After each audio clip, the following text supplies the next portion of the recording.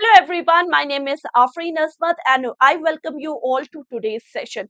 So today is banker-customer relationship. So I will be going to revise all the lecture for all of you. Okay, so let's start discussing this chapter. This is lecture 1.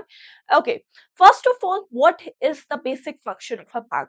As you all know, the basic function of a banker is to accept the deposit from the public in order to lend in the market. This is the two basic function which a banker perform: accept the deposit for the purpose of lending in the market. But beside this basic function, there are add-ons, or you can say ancillary functions of a bank also.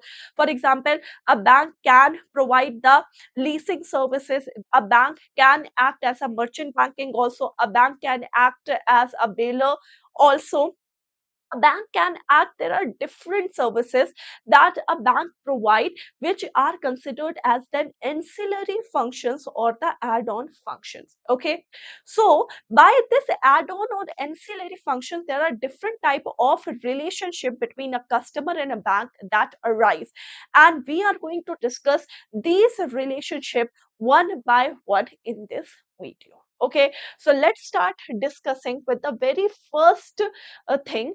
Before starting the relationship between the bank and the customer, let's describe who is the customer according to a bank. So bank describes a customer as what? First of all, a customer is a person or an entity that maintain an account or has a business relationship with the bank. So if person is having a direct financial transaction with the bank, if a person has a direct financial relationship with a bank, or he has an account with the bank, he is considered as a what? Customer. Now, not only the person who is directly involved in the financial transaction with the bank, a customer is also that person on whose behalf the account is maintained. For example, the beneficial owner. For example, there is a company.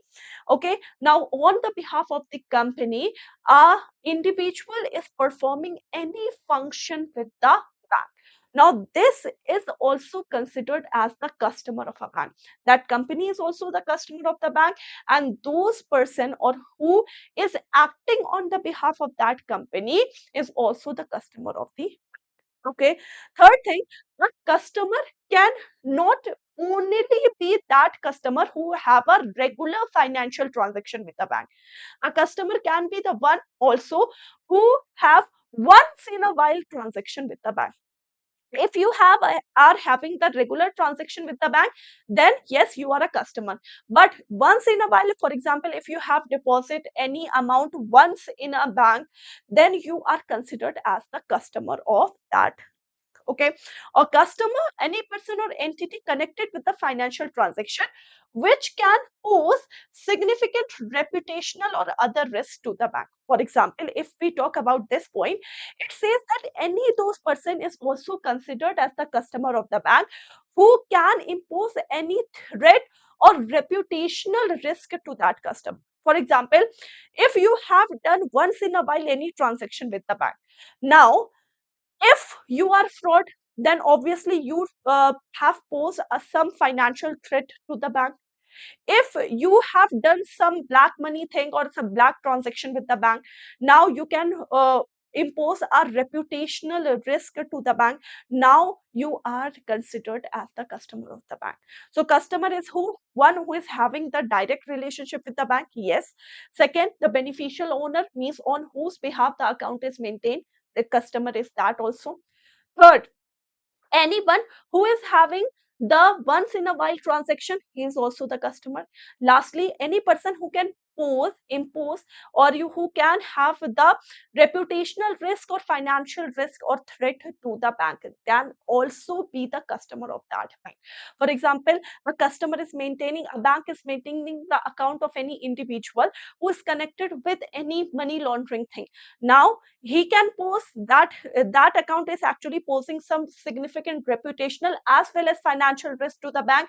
Now he is also considered as the customer of the. Clear? Now let's start with the relationship, quick relationship, customers with banker and customer relationship. The first thing is the debtor creditor and the creditor debtor relationship. Now there is a very common thing that bank act as a creditor and customer act as a debtor. Yes, this is true, but remember the vice versa is also true. It means that bank can act as a debtor and creditor both, as well as a customer act as a debtor and creditor both. So the vice versa in this situation is always true. How? Let's discuss with an example. For example, if we talk about the that when should a customer is a creditor and bank is when a debtor. For example, my name is Afreen and I have deposited my money into bank. Now I have deposit my money into a bank.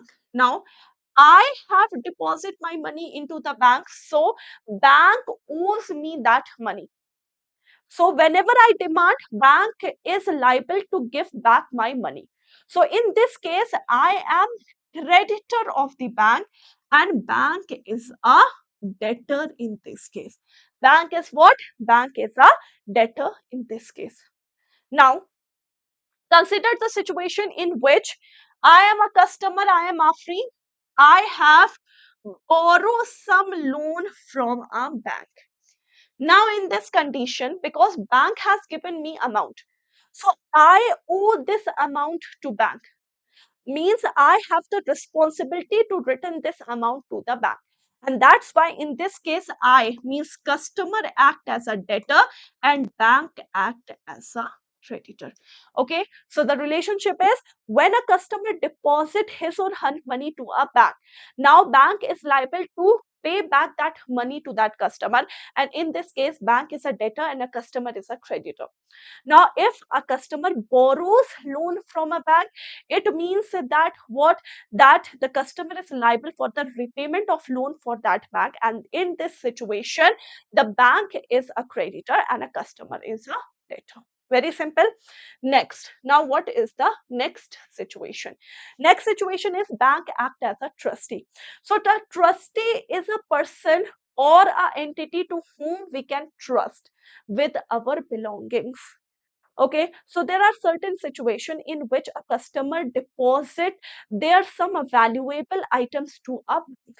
For example, a customer gives some document for the safe custody, or a customer give us some important document, or the customer give us some property agreement or contract to a bank for the safe holding of that thing. And in this case, because bank is responsible for safeguarding that instrument of the person, and in this situation, bank act as a trustee, the one whom the customer is actually trusting. So bank as a trustee, in which case, because bank, if you are keeping certain valuable items with the bank for their safekeeping, in this condition, bank act as a trustee for you. Clear? Next. Now, when we talk about the bailer-bailee concept, now who act as a bailer and who act as a bailee? So when we talk about the bailer, customer always act as a bailer and the bank always act as a bailee. Customer is a bailer and the bailee is the bank. Always remember, when OR is written, this is a short form which I am telling you. When OR is written, OR means the one who is giving. The one who is giving, OR is attached to that person. Okay, so when a customer is keeping some valuable items with the bank, now the customer is giving something to the bank, so the customer is bailer, and bank is responsible for safekeeping of that things, that valuable item, and that's why bank act as a bailee. So trustee and bailee, they are the same situation. trustee and the bailee are the same situation. Bank as a trustee, bank act as a bailee in the same situation. When a customer deposits some of their valuable documents or items to the bank for their safe custody, in this case, because bank is responsible for the safekeeping of that item, and if any negligence is done, bank is liable for the compensation of that thing to the customer. In this case, bank act as a trustee as well as a bailee, and the customer act as a bailer. Now, vice versa is not true in this situation. Always the customer is the bailer and the bank is the bailee. Clear?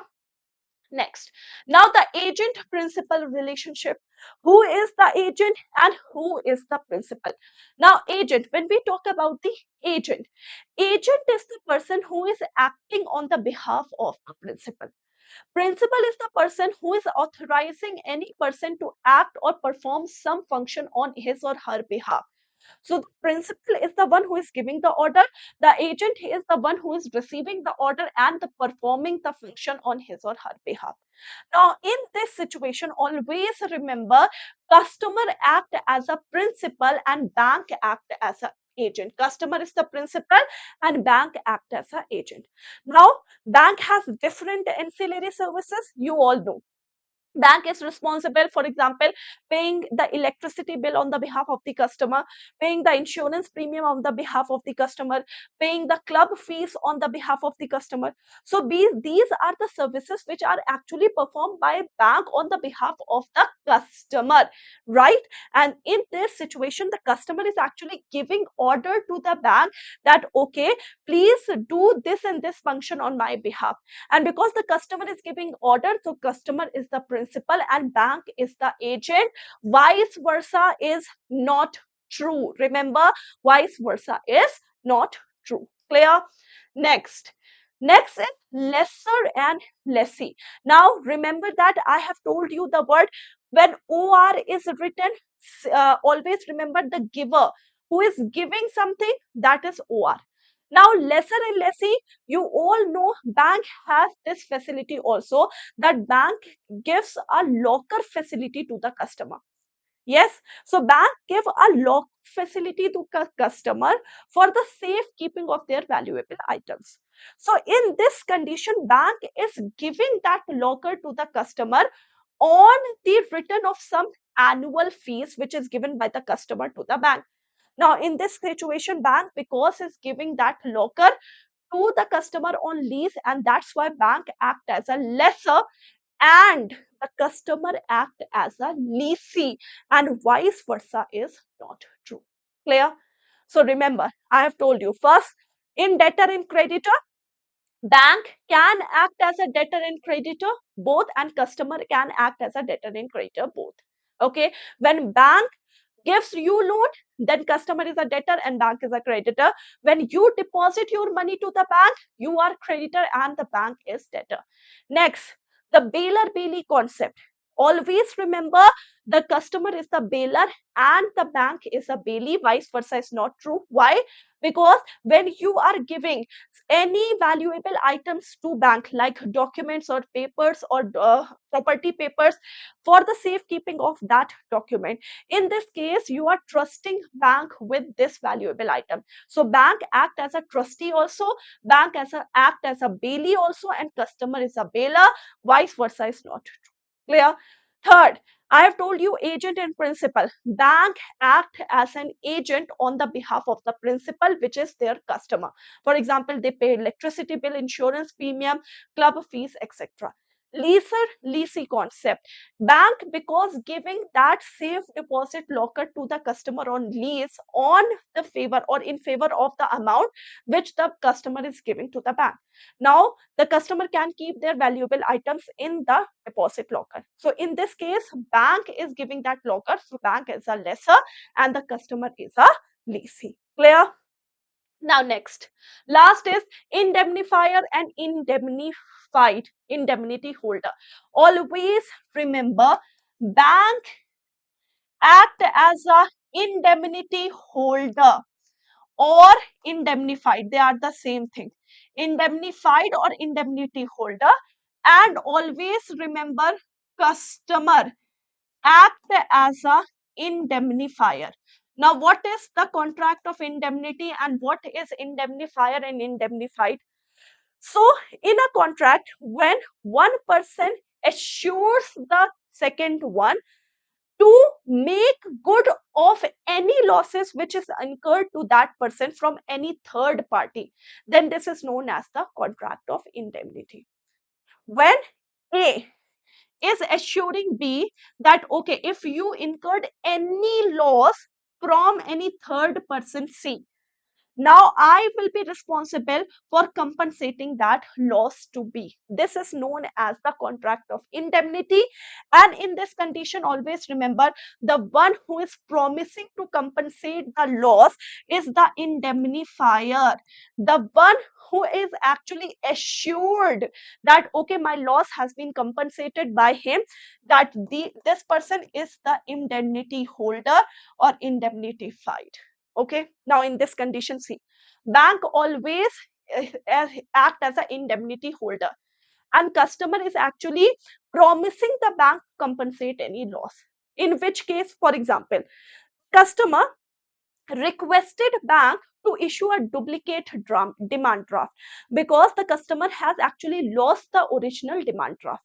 Okay, bank issues duplicate demand draft, but before issuing duplicate demand draft to that customer, bank actually what? Bank actually make the customer sign in the contract of indemnity, which says that if this original demand draft is found in the hand of third person and that third person make any loss to the bank via this original demand draft, then the customer will be responsible, means to whom the bank is issuing the duplicate demand draft, this customer is responsible for compensating the loss to the bank if that third person make any loss to the bank. Now, in this case, because the customer is assuring bank, okay, you issue the duplicate demand draft to me. If original demand draft is found to any third person and that third person make the illegal use or any fraud for that to the bank, then I will be responsible for paying you the or compensating you the loss. So bank is actually the indemnity holder in this case, and who, for example, me, the customer is the indemnifier. Okay, clear? Very easy. Now let's quickly sum up what is the difference between the deposit product and the services. So you all know bank always give you demand deposit and time deposit facility. Demand deposit means the deposit which is actually repayable on the demand, whereas the time deposit has a certain time maturity after which the deposit is given to the customer. Okay, these have the low interest rate or no interest rate. For example, if there is a demand deposit like saving account, so saving account has low interest, whereas current account they have no interest. Whereas in the time deposit, you know, the time deposit like FDs and all, if you have an FD in the bank, you attract a high interest rate. In this case, it includes demand deposit like you have opened a saving account, so you are depositing some money which is actually repayable on demand. So saving account is a demand deposit. Current, overdue deposit, this have a time period that range from 7 days to 120 months. Okay, so this is the time deposit and demand deposit facility which has been given by the customer. Now in the demand deposit, we have two types of account, current and saving account. See, saving account is to inculcate saving habit in the individual. This is preferable to those who are college going or individuals who want to inculcate the saving habit. Saving account attracts a very low interest rate. Okay, now current account are for the business transactions. There is no limit for the withdrawal and the deposit in the current account. Current account attract no interest at all. So current account, it is actually for the business transaction, regular business transaction. It is actually to inculcate saving habit in the customer. And these are both considered as the demand deposit. Always remember, current account attract no interest, whereas saving account attract low interest. Clear? Okay.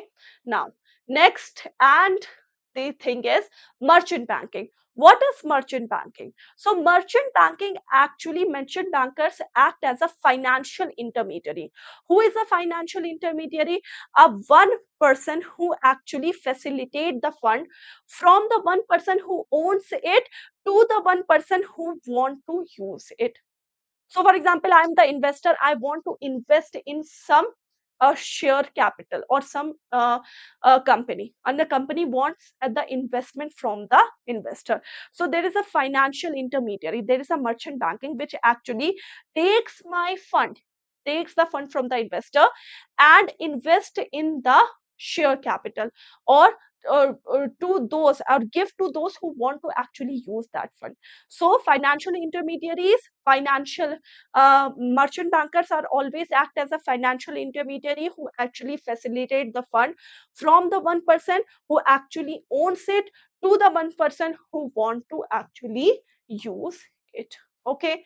Lastly, there is a lease financing. Lease financing means leasing out your capital asset owned by the institution against the payment of the monthly rent. Means lease financing means what?